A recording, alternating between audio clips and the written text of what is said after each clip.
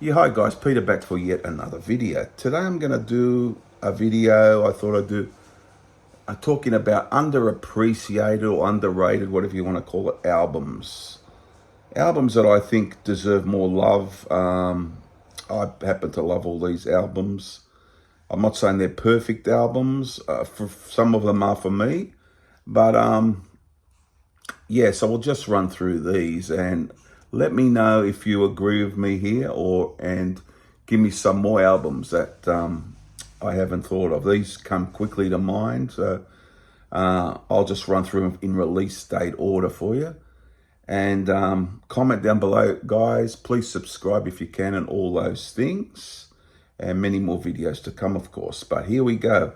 So got to thinking on this topic about underappreciated albums, and yeah, like 3 or 4 spring to mind immediately, and I've got some more I thought of that I haven't put on here because I just wanted to do 5 albums, talk about 5 albums.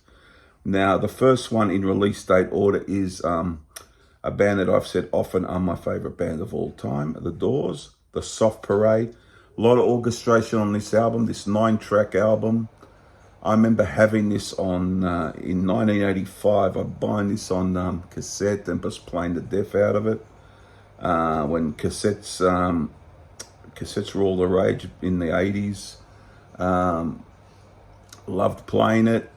And yeah, I just love the different take, the different direction from the first 3 albums, which I love. I love all their albums.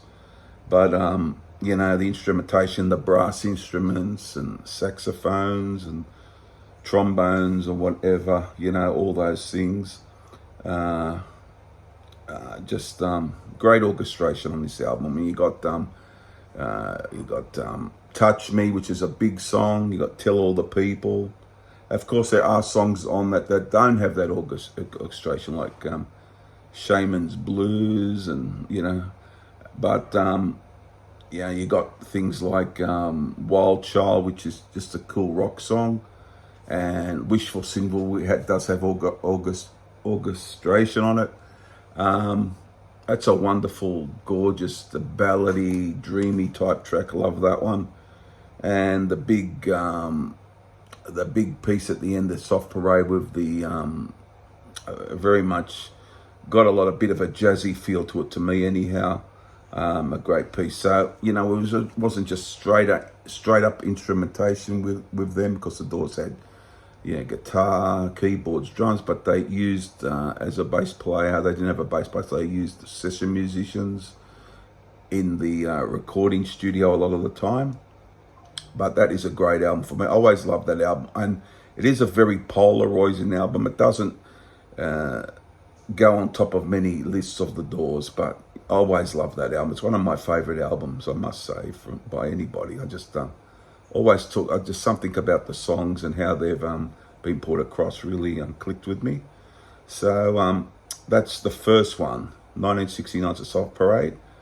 So we're going in release date order. The second album I have is from 1976.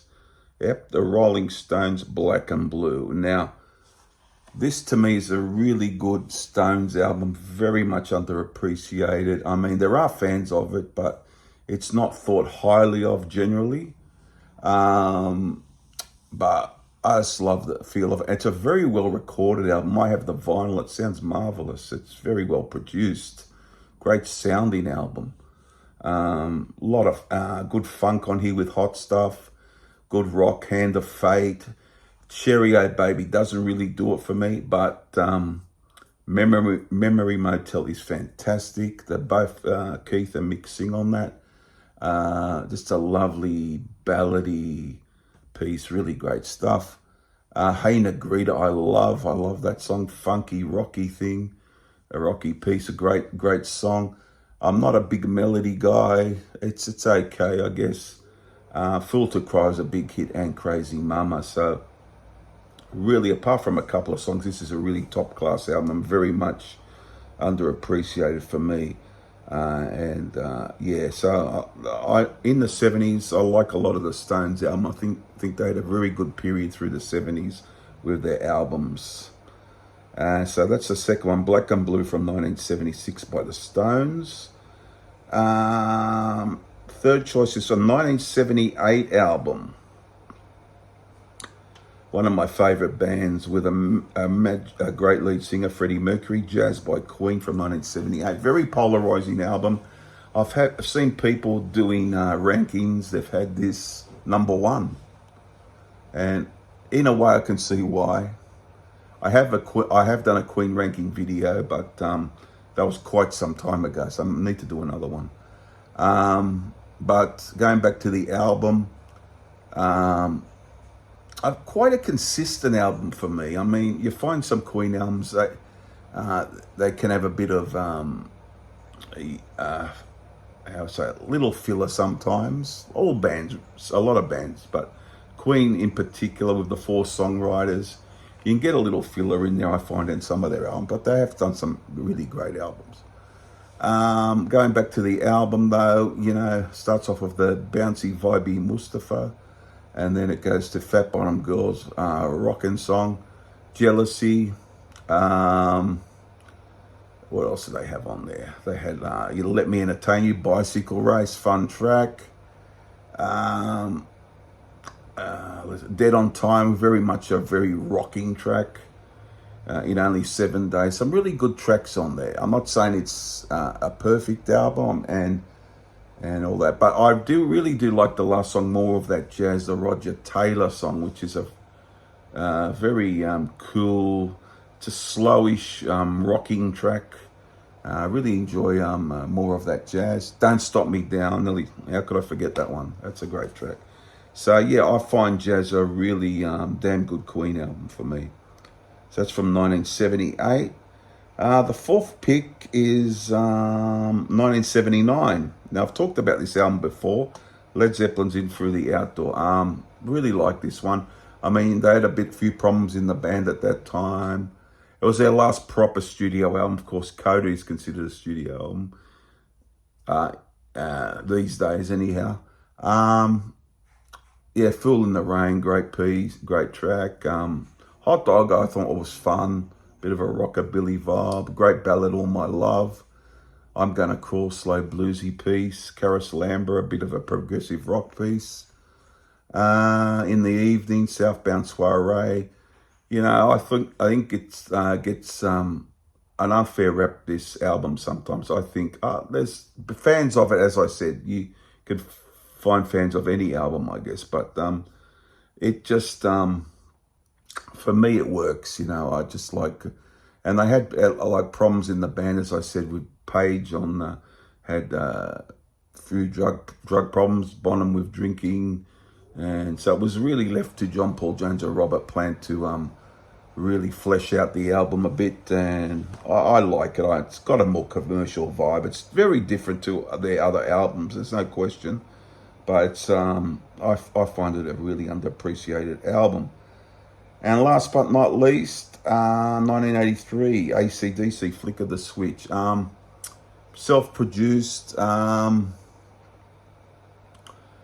really raw rocking album. I mean, it had some great cuts on this, like Flicker the Switch, the title track, which is one of my favourites from the Brian period. Nervous Shakedown, slowed down, but no less powerful. Landslide's a cool, fast one. Badlands I like, Guns for Hire, Bedlam in Belgium. Yeah, so that had some many great tracks on the album. I don't know why it didn't do better than it did. I've heard some theories to why by people who saying, you know, they were very huge 2 or 3 years before, and maybe people burning out on them a bit at that time, and they had a little bit of a down period. That's probably why it didn't take off, but they did still, there was a bit of a lull in the career there, so yeah, it is what it is, I guess, but I find that a very much an underappreciated heavy rock, hard rock album. So there's just 5 I feel are quite underappreciated. I'll go through them again. The Soft Parade from 1969, The Doors. Black and Blue, The Rolling Stones, 1976. Jazz by Queen, 1978. In Through the Outdoor from Led Zeppelin, 1979, and 1983, AC/DC, Flick of the Switch. There you have it. What do you think? Do you think I'm right here? What's your opinion anyhow? There's no right or wrong, I guess, but do you think I'm right with this? Do you agree? And give me some from you guys you feel that are overlooked or not really, didn't get much love over the years, and so on and so forth. So there you have it. Enjoy the video, guys, and comment and subscribe and all those things. I'll be back for, I'm going to do another ranking video. I'm just trying to sort it out, but it won't be too long. And then I hope you enjoy the video again, and goodbye for now, guys. Bye for now. Bye.